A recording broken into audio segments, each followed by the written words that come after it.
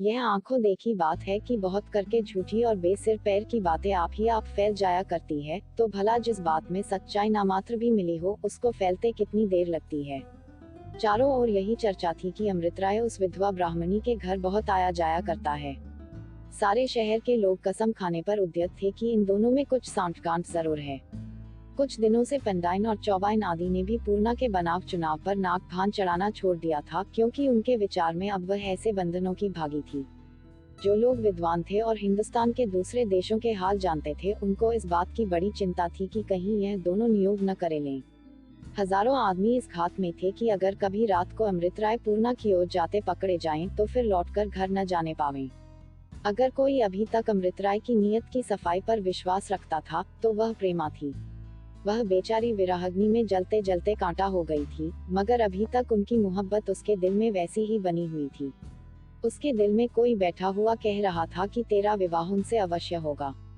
इसी आशा पर उसके जीवन का आधार था। वह उन लोगों में थी जो एक ही बार दिल का सौदा चुकाते हैं। आज पूर्णा से वचन लेकर बाबू साहब बंगले पर पहुंचने भी न पाए थे कि यह खबर एक कान से दूसरे कान फैलने लगी और शाम होते होते सारे शहर में यही बात गूंजने लगी। जो कोई सुनता उसे पहले तो विश्वास न आता। क्या इतने मान मर्यादा के ईसाई हो गए हैं, बस उसकी शंका मिट जाती। वह उनको गालियां देता, कोसता। रात तो किसी तरह कटी। सवेरा होते ही मुंशी बद्री प्रसाद के मकान पर सारे नगर के पंडित, विद्वान, धनाढ्य और प्रतिष्ठित लोग एकत्र हुए और इसका विचार होने लगा कि यह शादी कैसे रोकी जाए। पंडित भृगुदत्त विधवा विवाह वर्जित हैं, कोई हमसे शास्त्रार्थ कर ले। वेद पुराण में कहीं ऐसा अधिकार कोई दिखा दे तो हम आज पंडिताई करना छोड़ दें। इस पर बहुत से आदमी चिल्लाए, हाँ हाँ, जरूर शास्त्रार्थ हो। शास्त्रार्थ का नाम सुनते ही इधर उधर से सैकड़ों पंडित विद्यार्थी बगलों में पोथियां दबाए, सिर घुटाए, अंगोछा कंधे पर रखे, मुंह में तंबाकू भरे इकट्ठे हो गए और झक झक होने लगी कि जरूर शास्त्रार्थ हो। पहले यह श्लोक पूछा जाए, उसका यह उत्तर दे, तो फिर यह प्रश्न किया जावे। अगर उत्तर देने में वह लोग साहित्य या व्याकरण में जरा भी चूके तो जीत हमारे हाथ हो जाए। सैकड़ों कठमुल्ले गंवार भी इसी मंडली में मिलकर कोलाहल मचा रहे थे। मुंशी बद्री प्रसाद ने जब इनको शास्त्रार्थ करने पर उतारू देखा, तो बोले, किससे करोगे शास्त्रार्थ? मान लो वह शास्त्रार्थ न करे तब। सेठ धूनीमल बिना शास्त्रार्थ किए विवाह कर लेंगे, धोती संभाल कर थाने में रपट कर दूंगा। ठनकुर जोरावर सिंह मूंछों पर ताव देकर, कोई ठट्ठा है ब्याह करना, सिर काट डालूंगा। लहू की नदी बह जाएगी। राव साहब वार्ता की बारात काट डाली जाएगी। इतने में सैकड़ों आदमी और आडटे और आग में ईंधन लगाने लगे। एक, जरूर से जरूर सिर गंजा कर दिया जाए। दूसरा, घर में आग लगा देंगे, सब बारात जल भुन जाएगी। तीसरा, पहले उस यात्री का गला घोंट देंगे। इधर तो यह हड़बोल मचा हुआ था, उधर दीवानखाने में बहुत से वकील और मुख्तार रमझल्ला मचा रहे थे। इस विवाह को न्याय विरुद्ध साबित करने के लिए बड़ा उद्योग किया जा रहा था। बड़ी तेजी से मोटी मोटी पुस्तकों के वरक उल्टे जा रहे थे। बरसों की पुरानी धुरानी नजीरें पड़ी जा रही थी कि कहीं से कोई दांव पकड़ निकल आवे, मगर कई घंटे तक सिर खपाने पर कुछ न हो सका। आखिर यह सम्मति हुई कि पहले ठाकुर जोरावर सिंह अमृत राय को धमकावें। अगर इस पर भी वह न माने तो जिस दिन बारात निकले सड़क पर मारपीट की जाए। इस प्रस्ताव के बाद न माने तो विसर्जन हुई। बाबू अमृत राय ब्याह की तैयारियों में लगे हुए थे कि ठाकुर जोरावर सिंह का पत्र पहुंचा। उसमें लिखा था, बाबू अमृत राय को ठाकुर जोरावर सिंह का सलाम बंदगी बहुत बहुत तरह से पहुंचे। आगे हमने सुना है कि आप किसी विधवा ब्राह्मणी से विवाह करने वाले हैं। हम आपसे कहे देते हैं कि भूल कर भी ऐसा न कीजिएगा, नहीं तो आप जाने और आपका काम। जोरावर सिंह एक धनाढ्य और प्रतिष्ठित आदमी होने के उपरांत उस शहर के लठैतों और बांके आदमियों का सरदार था और कई बार बड़े बड़ों को नीचा दिखा चुका था। उसकी धमकी ऐसी न थी कि अमृत राय पर उसका कुछ असर न पड़ता। चिट्ठी को देखते ही उनके चेहरे का रंग उड़ गया। सोचने लगे कि ऐसी कौन सी चाल चलूं कि इसको अपना आदमी बना लूं कि इतने में दूसरी चिट्ठी पहुंची। यह गुमनाम थी और उसका आशय भी पहली चिट्ठी से मिलता था। इसके बाद शाम होते होते सैकड़ों गुमनाम चिट्ठियां आईं। कोई कहता था कि अगर फिर ब्याह का नाम लिया तो घर में आग लगा देंगे। कोई सिर काटने की धमकी देता था, कोई पेट में छुरी भोंकने के लिए तैयार था और कोई मूंछ के बाल उखाड़ने के लिए चुटकियां गर्म कर रहा था। अमृत राय यह तो जानते कि शहर वाले विरोध अवश्य करेंगे, मगर उनको इस तरह की राड़ का गुमान भी न था। इन धमकियों ने जरा देर के लिए उन्हें भय में डाल दिया। अपने से अधिक खटका उनको पूर्णा के बारे में था कि कहीं यही सब दुष्ट उसे न कोई हानि पहुंचावे। उसी दम कपड़े पहन बैलगाड़ी पर सवार होकर चटपट मजिस्ट्रेट की सेवा में उपस्थित हुए और उनसे पूरा पूरा वृतांत कहा। बाबू साहब का अंग्रेजों में बहुत मान था, इसलिए नहीं कि वह खुशामदी थे या अफसरों की पूजा किया करते थे, किंतु इसलिए कि वह अपनी मर्यादा रखना आप जानते थे। साहब ने उनका बड़ा आदर किया, उनकी बातें बड़े ध्यान से सुनी, सामाजिक सुधार की आवश्यकता को माना और पुलिस के सुपरिंटेंडेंट को लिखा कि आप अमृतराय की रक्षा के वास्ते एक गार्ड रवाना कीजिए और खबर लेते रहिए कि मारपीट खूंखराबा न हो जाए। सांझ होते होते 30 सिपाहियों का एक गार्ड बाबू साहब के मकान पर पहुंच गया, जिनमें से 5 बलवान आदमी पूर्णा के मकान की हिफाजत करने के लिए भेज गए। शहर वालों ने जब देखा कि बाबू साहब ऐसा प्रबंध कर रहे हैं, तो और भी झल्लाए। मुंशी बद्री प्रसाद अपने सहायकों को लेकर मजिस्ट्रेट के पास पहुंचे और दुहाई मचाई कि अगर वह विवाह रोक न दिया गया तो शहर में बड़ा उपद्रव होगा और बलवा हो जाने का डर है। मगर साहब समझ गए कि यह लोग मिलजुल कर अमृतराय को हानि पहुंचाना चाहते हैं। मुंशी से कहा कि सरकार किसी आदमी की शादी विवाह में विघ्न डालना नियम के विरुद्ध है, जब तक कि उस काम से किसी दूसरे मनुष्य को कोई दुख न हो।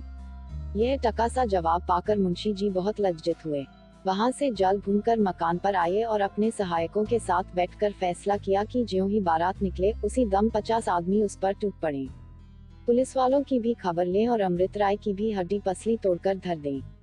बाबू अमृतराय के लिए यह समय बहुत नाजुक था, मगर वह देश का हितैषी तन मन धन से इस सुधार के काम में लगा हुआ था।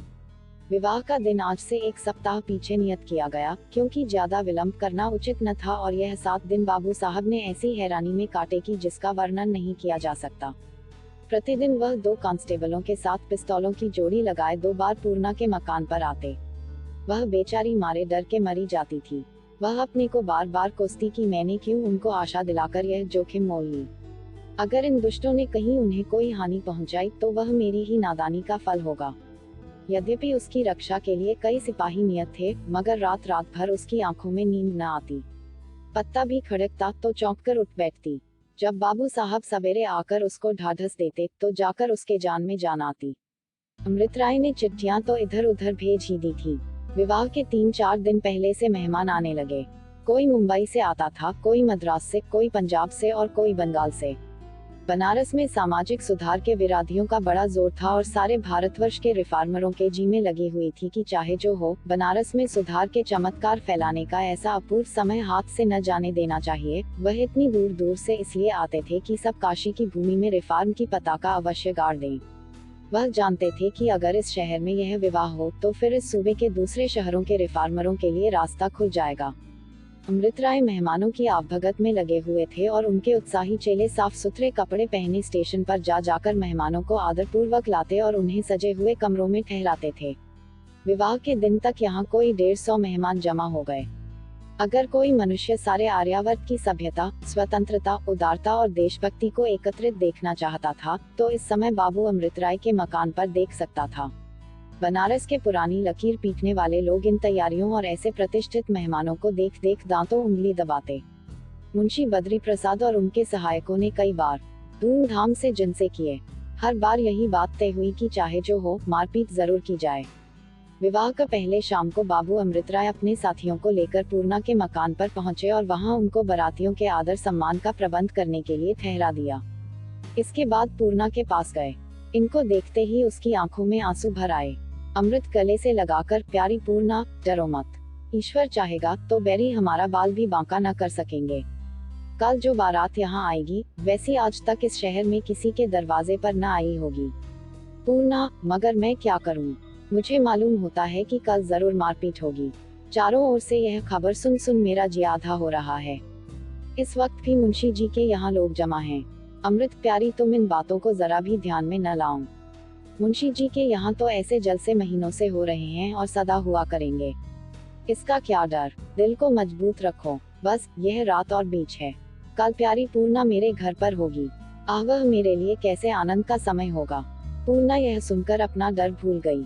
बाबू साहब को प्यारी की निगाहों से देखा और जब चलने लगे तो उनके गले से लिपटकर बोली, तुमको मेरी कसम, इन दुष्टों से बचे रहना। अमृतराय ने उसे छाती से लगा लिया और समझा बुझाकर अपने मकान को रवाना हुए। पहर रात गए, पूर्णा के मकान पर कई पंडित रेशमी बाना सजे, गले में फूलों का हार डाले आए, विधि पूर्वक लक्ष्मी की पूजा करने लगे। पूर्णा 16 श्रृंगार किए बैठी हुई थी। चारों तरफ गैस की रोशनी से दिन के समान प्रकाश हो रहा था। कांस्टेबल दरवाजे पर टहल रहे थे। दरवाजे का मैदान साफ किया जा रहा था और शामियाना खड़ा किया जा रहा था। कुर्सियां लगाई जा रही थी, फर्श बिछाया गया, गमले सजाए गए। सारी रात इन्हीं तैयारियों में कटी और सबेरा होते ही बारात अमृतराय के घर से चली। बारात क्या थी? सभ्यता और स्वाधीनता की चलती फिरती तस्वीर थी। न बाजे का धड़ धड़ पड़ पड़, न बिगुलों की धूं धूं पों पों, न पालकियों का झुरमट, न सजे हुए घोड़ों की चिल्लापों, न मस्त हाथियों का रेलपेल, न सोंटे बल्लम वालों की कतारा, न फुलवाड़ी, न बगीचे, बल्कि भले मानुषों की एक मंडली थी, जो धीरे धीरे कदम बढ़ाती चली जा रही थी। दोनों तरफ जंगी पुलिस के आदमी वर्दियां डाटे सोंटे लिए खड़े थे। सड़क के इधर उधर झुंड के झुंड आदमी लंबी लंबी लाठियां लिए एकत्र थे और बारात की ओर देख देख दांत पीसते थे। मगर पुलिस का वह रोब था कि किसी को चूं करने का भी साहस नहीं होता था। बारातियों से 50 कदम की दूरी पर रिजर्व पुलिस के सवार हथियारों से लैस घोड़ों पर रान पटरी जमाए, भाले चमकाते और घोड़ों को उछालते चले जाते थे। इस पर भी सबको यह खटका लग हुआ था कि कहीं पुलिस के भय का यह तिलिस्म टूट न जाए। यद्यपि बारातियों के चेहरे से घबराहट लेशमात्र भी न पाई जाती थी, तथापि दिल सबके धड़क रहे थे। जरा भी सटपट होती तो सबके कान खड़े हो जाते। एक बार दुष्टों ने सचमुच धावा कर ही दिया। चारों ओर हलचल मच गई। मगर उसी दम पुलिस ने भी डबल मार्च किया और दम की दम में कई फसादियों की मुश्किलें कस ली। फिर किसी को उपद्रव मचाने का साहस न हुआ। किसी तरह घंटे भर में बारात पूर्णा के मकान पर पहुंची। यहाँ पहले से ही बारातियों के शुभागमन का सामान किया गया था। आंगन में फर्श लगा हुआ था, कुर्सियां धरी हुई थीं और बीचों बीच में कई पूज्य ब्राह्मण हवन कुंड के किनारे बैठकर आहुति दे रहे थे। हवन की सुगंध चारों ओर उड़ रही थी। उस पर मंत्रों के मीठे मीठे मध्यम और मनोहर स्वर जब कान में आते तो दिल आप ही उछलने लगता। जब सब बाराती बैठ गए तब उनके माथे पर केसर और चंदन मला गया। उनके गलों में हार डाले गए और बाबू अमृतराय पर सब आदमियों ने पुष्पों की वर्षा की। इसके पीछे घर मकान के भीतर गया और वहां विधिपूर्वक विवाह हुआ। न गीत गाए गए, न गाली गलौज की नौबत आई, न नेगचार का उधम मचा। भीतर तो शादी हो रही थी, बाहर हजारों आदमी लाठियां और सोंटे लिए गुल मचा रहे थे। पुलिस वाले उनको रोके हुए मकान के चौगिर्द खड़े थे। इसी बीच में पुलिस का कप्तान भी आ पहुंच। उसने आते ही हुक्म दिया कि भीड़ हटा दी जाए और उसी दम पुलिस वालों ने सोंटों से मार मार कर इस भीड़ को हटाना शुरू किया। जंगी पुलिस ने डराने के लिए बंदूकों की 2-4 बाड़े हवा में सर कर दी। अब क्या था, चारों ओर भगदड़ मच गई। लोग एक पर एक गिरने लगे। मगर ठीक उसी समय ठाकुर जोरावर सिंह बांकी पगिया बांधे, रजपूती बाना सजे, दोहरी पिस्तौल लगाए दिखाई दिया। उसकी मूंछें खड़ी थी, आंखों से अंगारे उड़ रहे थे। उसको देखते ही वह लोग जो छितिर बितिर हो रहे थे, फिर इकट्ठा होने लगो, जैसे सरदार को देखकर भागती हुई सेना दम पकड़ ले। देखते ही देखते 1000 आदमी से अधिक एकत्र हो गए और तलवार के धनी ठाकुर ने एक बार कड़क कर कहा, जय दुर्गा जी की। वहीं सारे दिलों में मानो बिजली कौंध गई, जोश भड़क उठा। तेवरियों पर बल पड़ गए और सब के सब नदी की तरह उमड़ते हुए आगे को बढ़े। जंगी पुलिस वाले भी संगीने चढ़ाए, साफ बांधे, डटे खड़े थे। चारों ओर भयानक सन्नाटा छाया हुआ था। धड़का लगा हुआ था कि अब कोई दम में लहू की नदी बहाना चाहती है। कप्तान ने जब इस बाढ़ को अपने ऊपर आते देखा तो अपने सिपाहियों को ललकारा और बड़े जीवट से मैदान में आकर सवारों को उभारने लगा कि यकायक पिस्तौल की आवाज आई और कप्तान की टोपी जमीन पर गिर पड़ी, मगर घाव ओछा लगा। कप्तान ने देख लिया था कि यह पिस्तौल जोरावर सिंह ने सर की है। उसने भी चट अपनी बंदूक संभाली और निशाने का लगाना था कि धान्य से आवाज हुई और जोरावर सिंह चारों खाने चित जमीन पर आ रहा। उसके गिरते ही सबके हियाव छूट गए। वे भीड़ों की भांति भागने लगे। जिसकी जिधर सींग समाई चल निकला। कोई आधा घंटे में वहां चिड़िया का पूत भी न दिखाई दिया। बाहर तो यह उपद्रव मचा था, भीतर दुल्हा दुल्हन मारे डर के सूखे जाते थे। बाबू अमृतराय जी दम दम की खबर मंगाते और थर थर कांपती हुई पूर्णा को ढारस देते। वह बेचारी रो रही थी कि मुझ अभागिनी के लिए माथा पिटौवल हो रही है कि इतने में बंदूक छूटी। या नारायण, अब की किसकी जान गई। अमृतराय घबराकर उठे कि जरा बाहर जाकर देखें, मगर पूर्णा से हाथ न छुड़ा सके। इतने में एक आदमी ने फिर आकर कहा, बाबू साहब ठाकुर ढेर हो गए। कप्तान ने गोली मार दी। आधा घंटे में मैदान साफ हो गया और अब यहाँ से बारात की विदाई की ठहरी। पूर्णा और बिल्लो एक सेज गाड़ी में बिठाई गई और जिस सज धज से बारात आई थी उसी तरह वापस हुई। अब की किसी को सिर उठाने का साहस नहीं हुआ। इसमें संदेह नहीं कि इधर उधर झुंड आदमी जमा थे और इस मंडली को क्रोध की निगाहों से देख रहे थे। कभी कभी मनचला जवान एकाध पत्थर भी चला देता था, कभी तालियां बजाई जाती थी, मुंह चिढ़ाया जाता था, मगर इन शरारतों से ऐसे दिल के पोड़े आदमियों की गंभीरता में क्या विघ्न पड़ सकता था।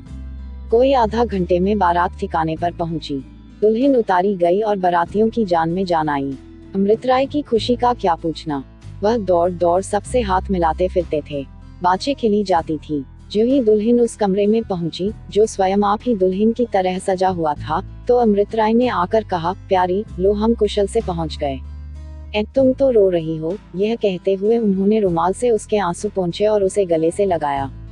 प्रेम रस की माती पूर्णा ने अमृतराय का हाथ पकड़ लिया और बोली, आप तो आज ऐसे प्रसन्नचित हैं, मानो कोई राज मिल गया है। अमृत लिपटा कर, कोई झूठ है, जिसे ऐसी रानी मिले उसे राज की क्या परवाह। आज का दिन आनंद में कटा। दूसरे दिन बारातियों ने विदा होने की आज्ञा मांगी, मगर अमृतराय की यह सलाह हुई कि लाला धनुषधारीलाल कम से कम एक बार सबको अपने व्याख्यान से कृतज्ञ करें। यह सलाह सबको पसंद आई। अमृतराय ने अपने बगीचे में एक बड़ा शामियान खड़ा करवाया और बड़े उत्सव से सभा हुई। वह धुआंधार व्याख्यान हुए कि सामाजिक सुधार का गौरव सबके दिलों में बैठे गया। फिर तो 2 जलसे और भी हुए और दूने धूमधाम के साथ। सारा शहर टूट पड़ता था, सैकड़ों आदमियों का जनेऊ टूट गया। इस उत्सव के बाद 2 विधवा विवाह और हुए। दोनों दूल्हे अमृतराय के उत्साही सहायकों में थे और दुल्हनों में से एक पूर्णा के साथ गंगा नहाने वाली रामकली थी। चौथे दिन सब निवथरी विदा हुए। पूर्णा बहुत कन्नी काटती फिरी, मगर बारातियों के आग्रह से मजबूर होकर उनसे मुलाकात करनी ही पड़ी और लाला धनुषधारीलाल ने तो 3 दिन उसे बराबर स्त्री धर्म की शिक्षा दी। शादी के चौथे दिन बाद पूर्णा बैठी हुई थी कि एक औरत ने आकर उसके एक बंद लिफाफा दिया। पढ़ा तो प्रेमा का प्रेम पत्र था। उसने उसे मुबारकबादी दी थी और बाबू अमृतराय की वह तस्वीर, जो बरसों से उसके गले का हार हो रही थी, पूर्णा के लिए भेज दी थी। उस खत की आखिरी सतरें यह थी, सखी, तुम बड़ी भाग्यवती हो। ईश्वर सदा तुम्हारा सुहाग कायम रखे। तुम्हारे पति की तस्वीर तुम्हारे पास भेजती हूँ। इससे